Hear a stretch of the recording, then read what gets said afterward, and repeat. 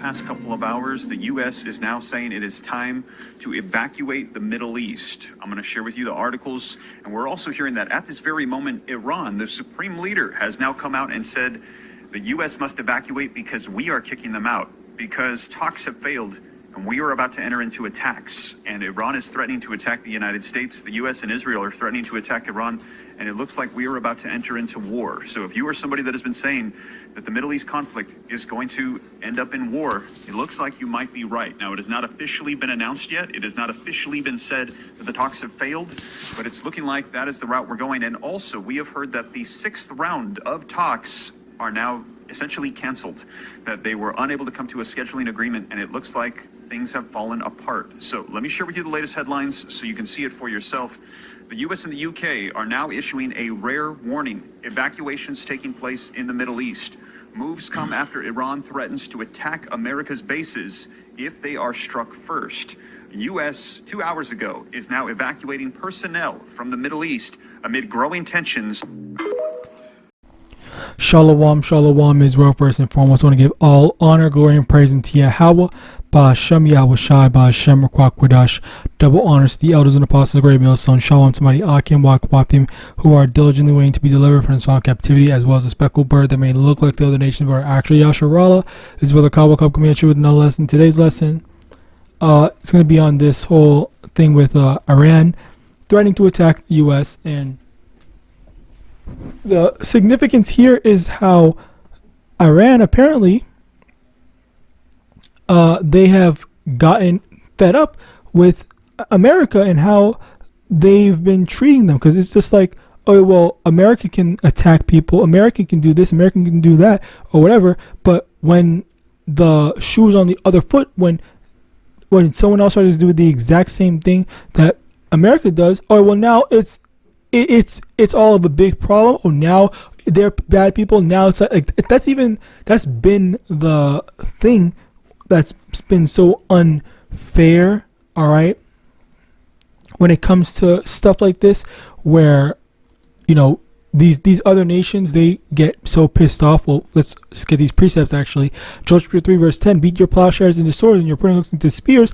Let the weak say, I am strong. Where this is another thing where these nations that have been at the feet of America for the longest time, they're now the ones that are saying like, oh well, we're done with this, we're not going to let you do whatever you want, we're not going to be your little bro anymore, we're going to fight back, because we're not just your slaves to do whatever you want with. We are what's it called, sovereign nations, okay, and we demand that respect, and that's why they've gotten to that point of like demanding respect. Next, Jeremiah 51 verse 7: Babylon has been a golden cup in the Lord's hand that made all the earth drunken. The nations have drunken over wine, therefore the nations are mad. All right. Basically, the thing here is just that because of the doctrine and the evil and the wickedness that Esau is basically forced upon the world, and primarily in terms of like everyone expecting that Esau is an upstanding citizen, the moral high ground of everything and whatnot. Everyone thinks and views Esau as the greatest thing ever, but instead of that, people are starting to go against that, resist that notion, because they hate being treated so unfairly and looked down upon. They demand and expect respect, but yet that's not what they're getting. Esau is still disrespecting other people, other nations, and treating them like they're lesser than. All right, hence why you got stuff like this. And even when it comes to this one, which is what the guy was saying, he was basically talking about how Iran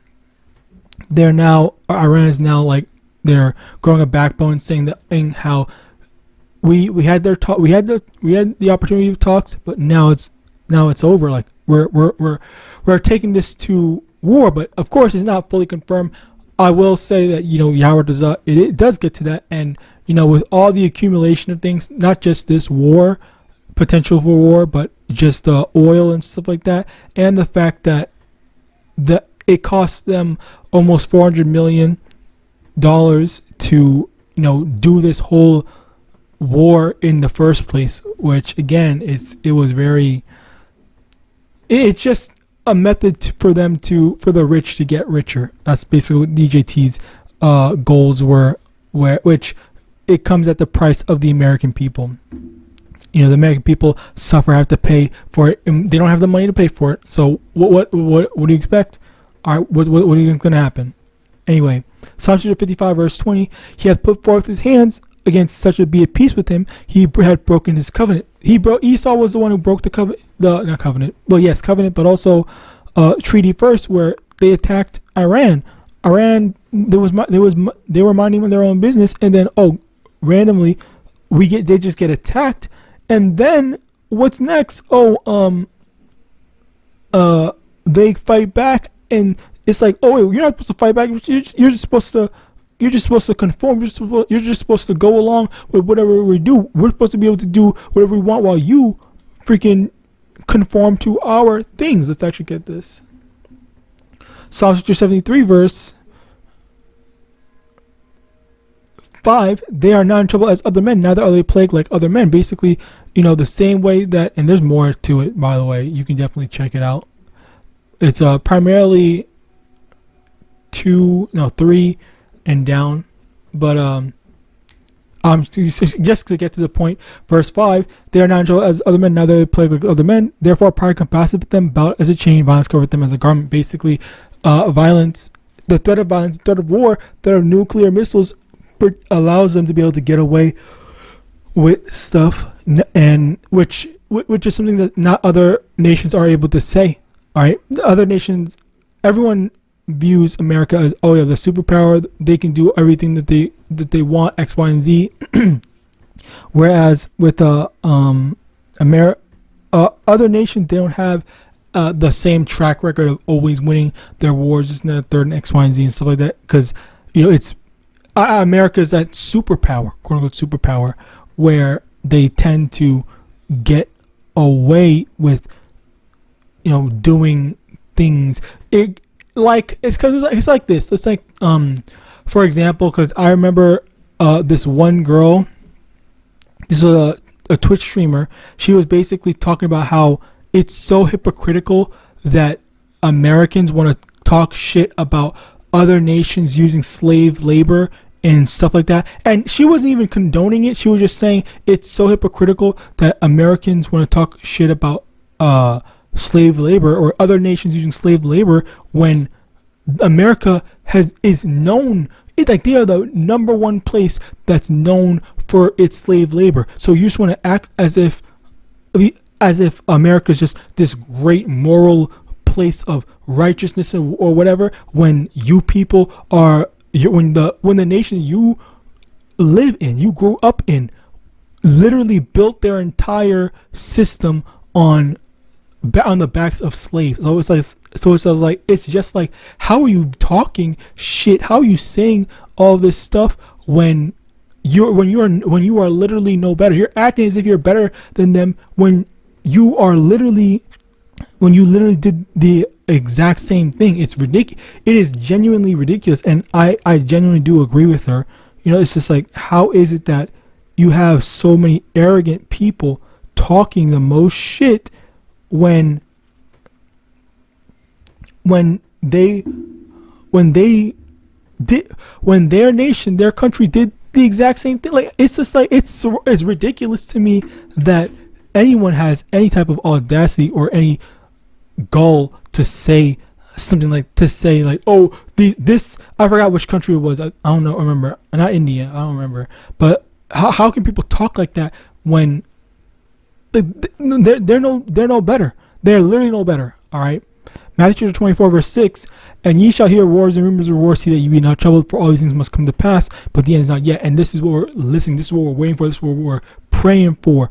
Call YAHAWAH, that we hear that this type of stuff is happening, so that we may know that, okay, you know what, stuff is gonna pop off. So stuff is not gonna be easy. It's not gonna be simple. It's gonna be the end all be all, where we're about to get out of here.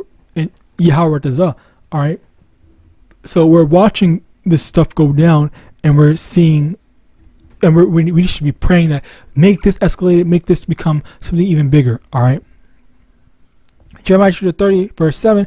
Alas, for that day is great, so that none is like it. It is even the time of Jacob's trouble, but he shall be saved out of it. And we're waiting for that escalation, that problem to happen. All right. 1 Thessalonians chapter 5, verse 3. For when they shall say peace and safety, then sudden destruction cometh upon them that prevail upon a woman with child, and they shall not escape. And this is the thing about people that don't keep up with politics. They don't really realize when stuff like this happens because they're too busy doing unimportant things to really understand that, okay, yeah, there's going to be an escalation, there's going to be a war, X, Y, and Z, and stuff like that. Jeremiah chapter 48, verse 14. How say ye, we are mighty and strong men for the war? And this is another thing, a very important thing, is how you have the mighty men that are not so mighty. There are a lot less mighty men now compared to back then. All right, 2nd Ezra chapter 14, verse 17. For look how much the world shall be weaker through age, so much more shall evils increase upon them that dwell therein. All the mighty men are old and retired. They can't go fighting wars anymore, so they have to get the new blood, and the new blood are too weak. They're too afraid to fight in a war. They're more worried about, oh, I want to go do this, I want to go do that, oh, I gotta get my stuff up. Like, nah, all that stuff is done, is gone. They don't care about that. They care more about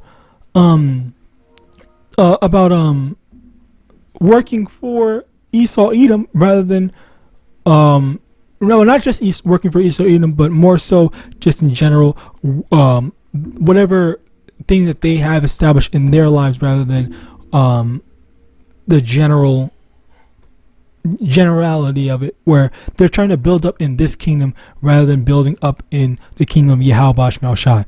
2 Ezra 16, verse 33. The virgin shall mourn, having no bridegroom. The women shall mourn, having no husbands. Their daughters shall mourn, having no helpers. And this is another thing where when it comes to